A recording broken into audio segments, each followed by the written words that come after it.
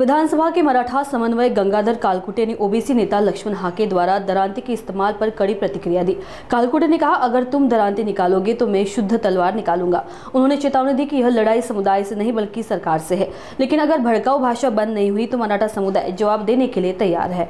लक्ष्मण हाके आणि काही तथाकथित ओबीसी नेत्यांची भाषा आता अत्यंत वाईट आणि घृणास्पद कृत्याकडे चालली आहे। त्यांना समाजात हिंसा घडवायची आहे अशा पद्धतीने त्यांचे वक्तव्य, त्यांच्या या वक्तव्याचा मी प्रथम जाहीर निषेध करतो।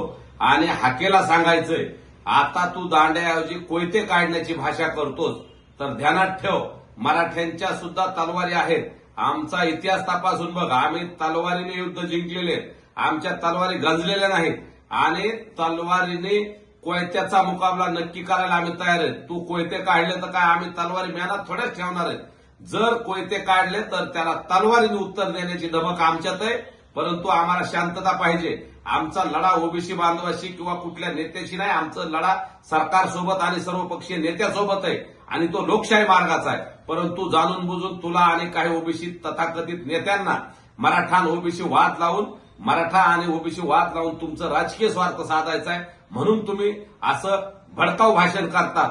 तर इथून पुढे अशाच पद्धतीनं भाषण केलं किंवा कोयते काढायची भाषा केली तर आम्ही सुद्धा तलवारी काढू आणि कोयत्याला तलवारीने उत्तर दिल्याशिवाय आम्ही राहणार नाहीत, एवढं ध्यानात ठेवू।